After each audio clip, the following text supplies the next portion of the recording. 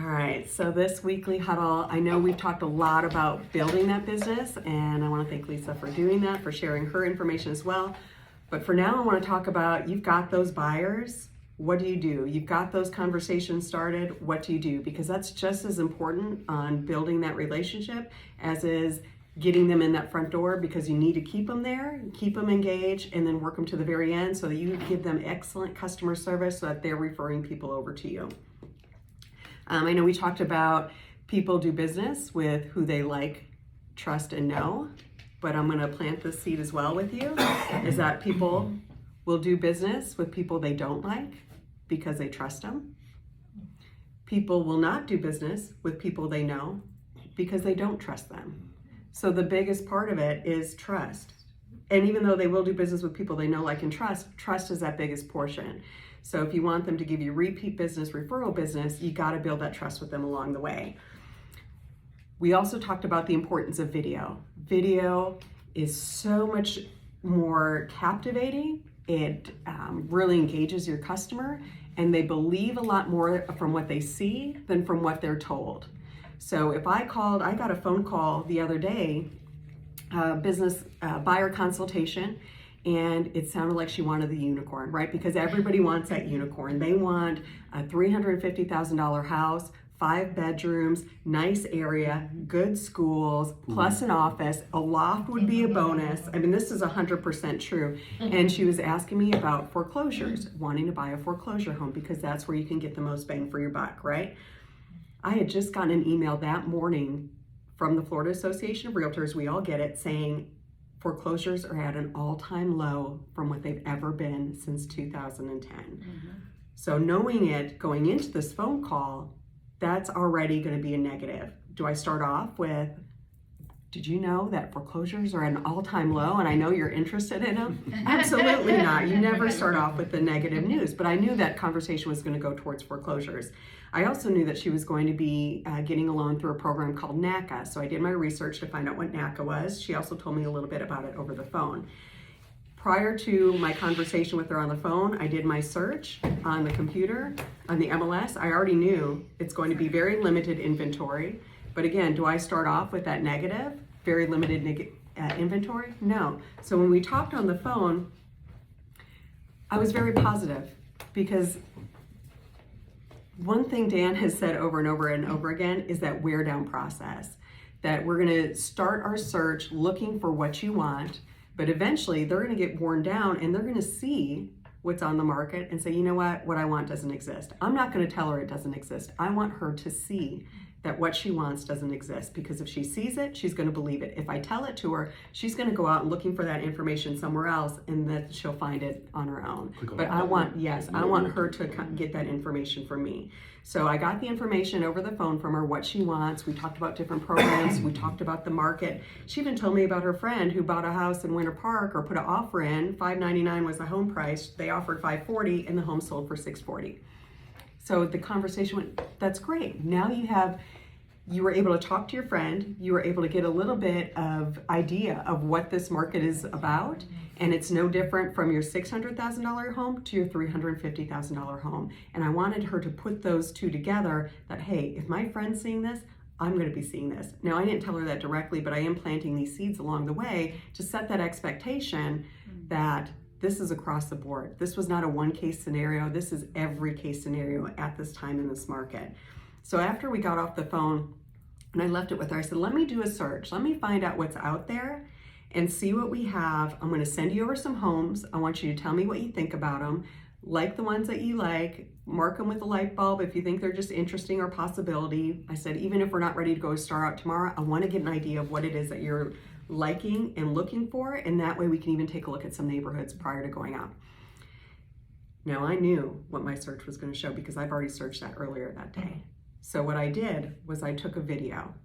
I did a video first using my phone, talking about, hey Jessica, so nice to meet you over the phone. I'm going to start our search. This is what I'm going to be looking for, 5 bedrooms. I'm going to be looking for this area of Orlando, and I'll send this over to you. And I reiterated what I wanted her to do, to mark the properties that she liked. And then I stopped my camera, turned it around, faced it towards my screen so she could see my MLS and she could see what our options are. And then I recorded again. I said, okay, here's our MLS system. And she can see me putting in her criteria. What does she want? And I do my search for 5+ bedrooms, 10 homes came up. And I told her, I said, okay, so we've got 10 homes in the Orlando area that are 5+ bedrooms. Let's change it to 4+ bedrooms and just see if there's a 4-bedroom out there, because they could possibly have an office. We could convert it to a 5th. And now let's take a look and see what our options are. So I redid my search. All of this is being videotaped.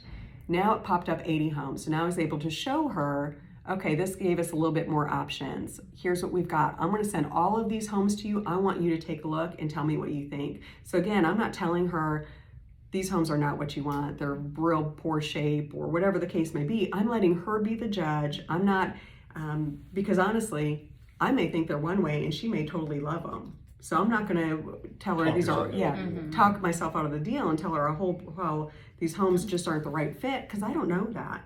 They could definitely be the right fit. They could be exactly what she's looking for. So then I send them to her and I let her show me what it is that she likes and then be the judge of those homes that she sees. I know that Dan does this a lot in person. When we are at open houses or if we're meeting with customers and they look at a home, he always has his iPad available and he does this exact same thing. Instead of telling them, hey, here's what's on the market, let's take a look together and look and see what's on the market. Because you're setting those expectations up for the buyer and you're not just telling them, you're showing them. Face-to-face or video is so important and they believe it so much better. Kind of goes back to we know what we know, but they don't know what we know. So you got to try and almost make it seem like it's their idea. And if you tell them, oh, there's only 10 homes available, do you think they're going to believe that? Or do you think they're going to go online and search and see for themselves, is there really only 10 homes available? Because that's exactly what they'll do. Because even some of those websites like Realtor.com and Zillow's, they might still have a lingering pending or for pre-foreclosure, which is the biggest running joke. Like, okay, it's got list pendants filed, it might never sell. So. One other thing I wanted to talk about is timelines. Setting those expectations up for your timelines with your buyers, especially now because we're seeing it with the low inventory, that sellers may come on the market Monday, Tuesday, Wednesday, Thursday, Friday. They're not going to make any decisions on these offers until the home's been sitting long enough for them to get enough offers and to make a decision. Even if they get a full price or over list price on day one, they are waiting until after the weekend. They want the full amount of eyes on there because they know they're pitting other buyers against each other. So setting that expectation, even though you put on your contract, hey, here's our effective date, we're giving you 24 or 48 hours to respond to our offer, just know and let your buyers know, we may be putting this, but to be quite honest, we're not gonna know probably until Monday, because that's the reality that we're going through, and that's what our sellers, and we're doing it the same way. When we're listing a property, we want our sellers to see how many offers can they get in, what's the best one, then let's make our decision. If it was a flip the script, it's a buyer's market, yes, sellers are more apt to make a decision right away. Right now they're not. So if you set that expectation, now you're not having a buyer that's calling you every 3 hours, every 4 hours. Have they looked at it yet? What have they said? Have they accepted? Do they deny? You set the expectation, not only setting that in, but then also proactively reaching out to your customers to let them know, thank you for your patience, okay? The sellers have not decided, they're waiting until tomorrow. Thank you for your patience. I'm gonna continue to follow up and I will let you know. In the meantime, let's continue our search. We're not gonna take our foot off the gas, because if another home comes up, if your home is past that effective date that they have to respond, we are fully able to go out and put another offer in on another home. So continue to do that. Now, if seller A says, you know what, we are going to accept your offer, even though you're out looking at other homes and the effective date is passed, you can certainly have that contract, just have the date crossed off and put a new effective date. Now it's a good contract. So the seller can still accept it. You can still move forward. Continue to look with your buyer, but know that they have and they are taking this time. I want to add on something real quick on that one, because I've heard this more and more lately, and that is, no matter what they tell you, as far as you've accepted your offer, don't even do it until it's on paper and in your hands. We're seeing a lot of seller, we got one more offer in, and they're going to accept the other offer, and you're like, I've already told my clients. After they verbally told you. Like, yeah, we'll have it shortly. We'll have it, because even, Tana can tell you, we just had, she's been tracking these agents down the last couple of days every day. Yeah, we're going to get it. Yeah, we're going to get it. We know until it's in writing, it's not executed. It's not a contract. So, and that comes to my next thing on my list is that buyers are emotionally involved. They are so emotionally involved. Even though you try to advise them, it's not over till it's over. It's not a fully executed contract. It's not yours until they sign it. Mentally, they're moving in. They're placing their furniture. So for you to be proactive on your communication is big. And then also to set these expectations is big. When buyers do not get their offers accepted, don't take it lightly. Like I said, they're emotionally invested. So if you just respond with a text, oh, I'm sorry, they went with another offer. Text, I'm big on this. I think it's very important. You give them a phone call, or if you can't get a hold of them, send them a quick video. Yeah. They need to hear your voice. They need to hear it verbally, out loud, and not through a text, not through an email. They're emotionally invested. Treat it like they're emotionally invested. So what do you say when your offer is not accepted? What do you actually say to the customer? You never say, I'm sorry you didn't get the offer, because then it sounds like you could have done something more. So what you say is, I'm so sorry that the market is so competitive right now.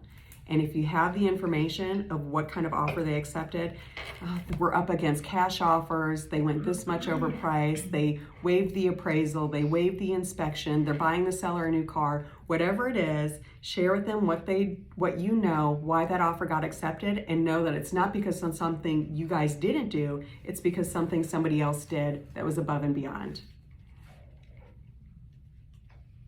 Which is happening, by the way, you'll see that. Not so much the new car, but waiver of just buying a cruise. We've had one offer that was going to buy a cruise. Luxury cruise for 2. You also want to tell them, and you should be doing this, asking the listing agent to keep your offer as a backup offer just in case anything goes south, and then let your customer know, I'm still in your corner, I'm still fighting for you. I let them know, keep us as a backup offer just in case, and I'll continue to follow up. Then I also want you to outline your next steps. What are you proactively doing to find the next home for them? We've talked about the door knocking in neighborhoods. We've talked about the mass mail outs to neighborhoods that they want to live in, specifically targeting homes that they like so that possibly you can intercept that home from coming on the market, and then you can connect the buyer and seller directly, win-win. Tell them about what your next steps are.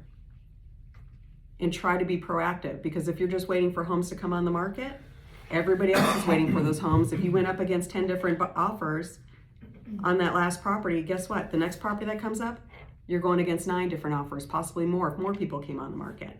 So what are you proactively doing to try to find them their next home?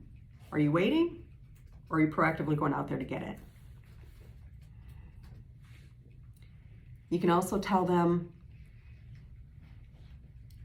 that just like that one just came on the market, let's be patient. There are going to be more that are coming on the market. I'm going to stay on top of it. As soon as I see one come, I'll get in touch with you and let's go take a look. But just know that's not the last home out there. There's going to be another one that comes on there. Which is a script we use often. And we always, like that home, it's just 0 days on the market. It just came on yesterday. We went and saw it. We got the offer in.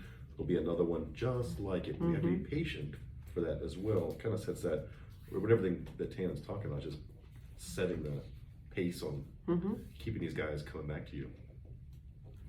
Being the resource. Sorry. And then, and the last but not least is buyers who continue to get beat out on offers. One thing we hear over and over and again is it's just not meant to be. Got this yesterday, by the way. Just not meant to be, or I'll just wait until the market shifts and homes become more affordable. We've already know what our response is to that as far as homes becoming more affordable.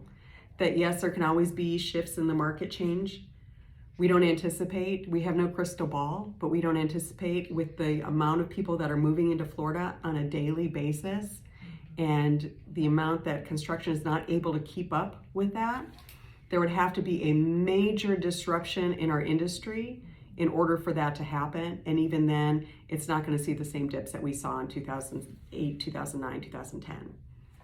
We don't see that happening. Could it? Absolutely. But the powers that be, the people who track these things do not see this happening. If anything, it's going to continue to go up. I have a lot of jokes that I always use, and one of them is always about lottery tickets. You probably too. I've probably heard me say that before. About maybe we'll wait or whatever. I'm like, yeah, that's about as equal as buying scratch off lottery tickets. One of them might win, but you're going to get them all and scratch them off. At that point, that's that what if, or it's not meant to be. It's not meant to be. Like, you got to be proactive. You want to buy a home? Nobody cares. That actually drives me crazy. It wasn't meant to be. I'm like, oh. I'm not kidding. If I hear that one more time, And I got it yesterday. And then we got to keep the search going, and we're gonna have a better talk. I just know I was kind of rushed on time, and they were rushed on time, to kind of come back to it. But I've been driving out and looking, previewing this because we're in another state. Like, that's not a huge price point either. I would tell them, hey, it wasn't meant to be because we couldn't compete with that offer that they were receiving. That's good. Ooh, I like that. Okay, that's why it wasn't meant to be. There was no spiritual anything with it. It's because we weren't able to compete with that offer. I had the hardest time with the VA buyer. He was just getting beat on offers because a lot of them were either cash or something else, so that was really hard. Yeah. I wish I was. So, and maybe at that point we need to revise what we're looking for and know that instead of looking for homes from the 325 to 350 range and then having to go over and above what our top ranges, let's bring it down a notch. Let's go 300 to 325, and then that way we have a little bit of wiggle room to go over if we need to and be competitive. It's not meant to be. It's not a bit for what was it again? What'd you say? It wasn't meant to be because we couldn't compete with those offers.